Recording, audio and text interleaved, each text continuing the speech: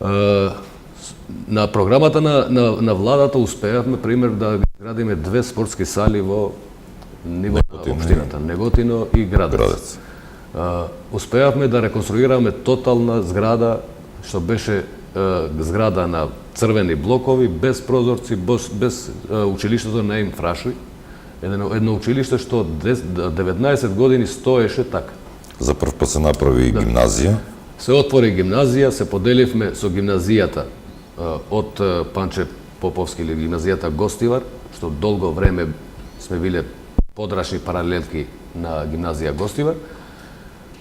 И успеавме да добиваме донација вредна од милион евра од турски организации, приватни инвеститори, фудбалски звезди, да не кажем, од Турција, во изградба на училиштето во Врапшиште, каде што е едно од најубавите училишта во регионот, да не кажем и во ниво на државата, каде со денеска или во овие години во Врапшиште се држи настава само во еден смер.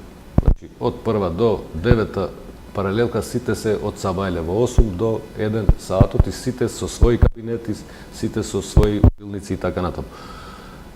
Успеавме нормално да ги подобриме условите во училиштето Мемед Дерала со реконструкција на кров, внатрешно уредување, па нормално сме имали и помош и од граѓаните. Можам да кажам дека граѓаните, поточно бизнисмените, давале свој допринос во некои работи што не сме можели ние да ги постигаме. Па изградивме спортска сала Мемед Дерала во Градец.